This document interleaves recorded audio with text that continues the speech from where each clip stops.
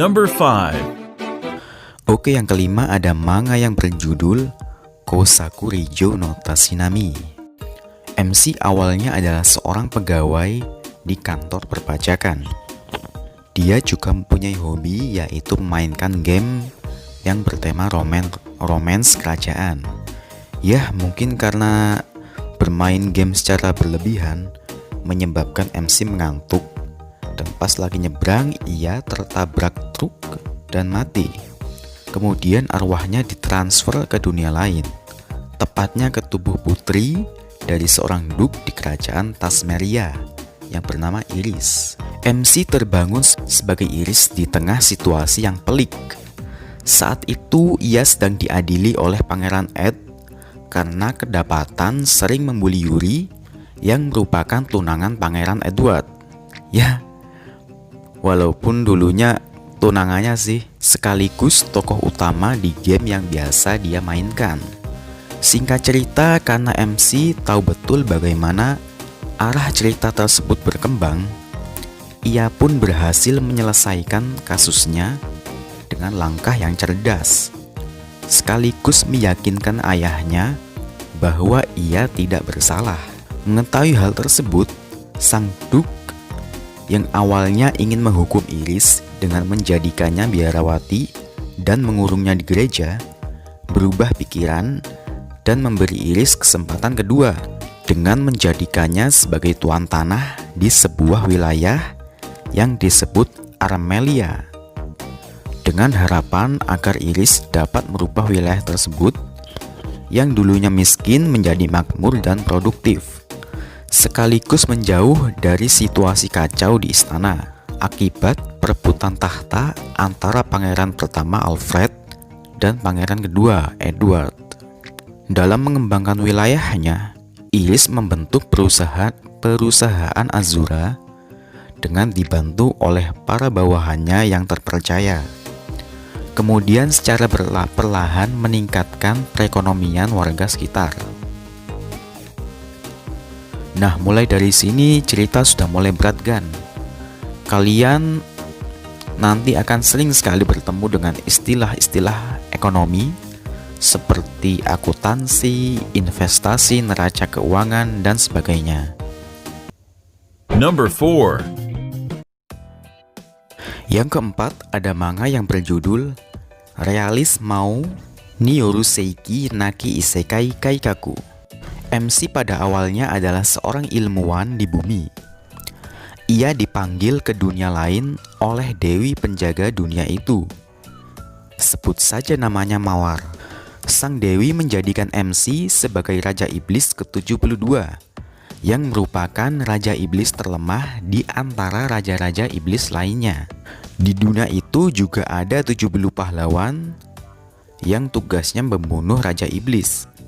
Sang dewi memberi misi kepada MC untuk menjadi Raja Iblis terhebat dan menyelamatkan dunia.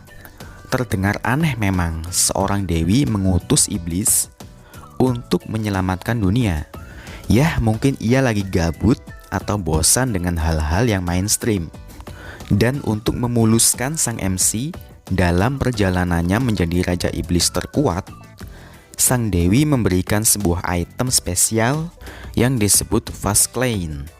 Item tersebut dapat mengkonversi material berharga menjadi pasukannya, mulai dari orc, golem, hingga jenderal terkuat yang diciptakan dari drift item. Sebenarnya drive item merupakan senjata dari bumi yang digunakan para pahlawan terdahulu untuk membunuh Raja Iblis yang justru tersimpan di dalam kastil Raja Iblis. MC menerima misi tersebut dan segera memperkuat pasukannya dengan cara menginvasi raja-raja iblis lainnya, menjadikan prajurit mereka menjadi miliknya, sekaligus membebaskan semua budak dan menjadikan mereka warga negara yang bebas di wilayahnya. Kehidupan para budak pada saat itu sangatlah mengenaskan kan? Jangankan ras iblis, ras manusia pun sering memperlakukan budak dan tawanan perang mereka dengan semena-mena. MC mempunyai tujuan menciptakan sebuah kerajaan di mana semua rakyatnya bisa hidup dengan bahagia tanpa membeda-bedakan ras. Oleh karenanya, semua rintangan yang menghalangi dalam mewujudkan mimpinya harus dihilangkan, baik itu dari para iblis maupun para pahlawan. Berbagai macam taktik licik ia lakukan demi mewujudkan mimpinya, mulai dari adu domba, memburu para pahlawan yang masih kecil, dan lain-lain. Number 3. Yang ketiga ada manga yang berjudul How a Realist Hero Rebuild the Kingdom atau Genjitsu Sugi Yusa no Oukoku Saikenki. Kazuya adalah seorang mahasiswa yang cerdas. Di rumahnya, dia hanya tinggal berdua dengan kakeknya. Suatu hari, dia tiba-tiba dipanggil ke dunia lain oleh Raja Elfeniden. Sang raja meminta tolong kepada Kazuya untuk membenahi situasi kerajaannya yang sedang kacau. Mulai dari masalah kelaparan yang diakibatkan rendahnya tingkat produksi makanan, korupsi yang menggerogoti kerajaan, hingga masalah lonjakan penduduk akibat inovasi ras iblis. Kazuya pun menyanggupinya dan segera menyiapkan beberapa langkah cerdas untuk menangani masalah-masalah tersebut, sekaligus bekerja keras untuk mewujudkannya. Ia juga merekrut beberapa bawahan yang kompeten di bidangnya masing-masing untuk membantunya dalam membangun ulang sistem politik di kerajaan itu. Melihat ketulusan Kazuya, Raja Elfeniden terkesan dan segera menjadikan Kazuya sebagai penggantinya, sekaligus menikahkannya dengan putri satu-satunya. Awalnya Kazuya terkejut dengan keputusan raja, tapi lama-kelamaan dia menikmatinya juga. Di dunia yang ditempati MC terdapat banyak ras. Ada yang hidup rukun, ada juga yang saling berperang. Juga peradaban di dunia tersebut didominasi oleh sihirgan. Sihir bisa diaplikasikan ke dalam berbagai macam hal, mulai dari peralatan rumah tangga, sistem komunikasi, hingga peralatan perang. Di manga ini, Kazuya mempunyai sihir yang disebut poltergeist, yang dapat memindahkan berbagai macam objek benda mati sesuka hatinya. Dan dalam menyelesaikan berbagai macam masalah, Kazuya cenderung menggunakan akalnya daripada ototnya. Number 2. Yang kedua ada manhwa yang berjudul To Be the Castellan King. MC seorang gamer di bumi. Dia kesetrum dan tiba-tiba dipindahkan ke dunia lain. Di dunia tersebut, peradabannya sama seperti Eropa abad pertengahan, di mana raja dan para bangsawan masihlah sangat berkuasa. Di dunia tersebut juga banyak terdapat ras lain selain manusia. Ada elf, beastmen, kurcaci, dan lain-lain. Tapi kehidupan mereka sangatlah buruk. Mereka sering dijadikan budak oleh manusia. Untuk bertahan hidup di dunia itu, MC mencoba berdagang dengan menjajakan barang-barang yang ia bawa dari bumi. Sekedar info, MC bisa berpindah-pindah antara bumi dan dunia lain setiap harinya. Dia juga mempunyai semacam inventory untuk menyimpan semua barang-barang yang ia bawa dari bumi. Singkat cerita, semua barang dagangannya diborong oleh bangsawan setempat. Bangsawan tersebut juga menawarkan kepada MC untuk membeli wilayahnya dengan alasan sudah tua dan tidak sanggup lagi mengurusnya. MC pun segera menyetujuinya. Di wilayahnya yang baru, kelaparan terjadi di mana-mana, dengan bangunan yang bobrok di sana-sini. Melihat keadaan tersebut, MC segera melakukan perombakan besar-besaran ke wilayah tersebut.